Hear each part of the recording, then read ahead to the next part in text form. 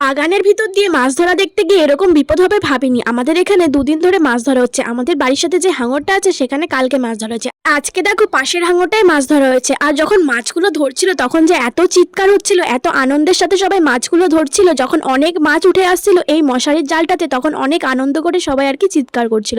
এই হাঙরের মাছ হয় প্রচুর টেস্ট আর কি। এখানে দেখো জিওল মাছ, ল্যাঠা মাছ, আরো অনেক রকমের হাঙরের মাছ আর কি আছে। তো এই মাছগুলো কিন্তু এখন অতটা পাওয়া যায় না, এখন সবই ষাঁড়ের মাছ আর কি। কিন্তু এই হাঙরের মাছ আমাদের মাঝে মধ্যে খাওয়া হয় এখন। আর এখানে দেখো যারা যারা মাছ ধরেছে তারা আর কি এখানে মাছগুলো ভাগ করে নিচ্ছে আর কি। আর এই দেখো যারা মাছ ধরেছে তাদের অবস্থা দেখো, মাথা চুল থেকে পায়ের নখ পর্যন্ত পুরো কাদায় ভরা। আর এই মশারির জালটায় করে যখন আর কি মাছগুলো ধরছিল তখন আমি আসতে পারিনি।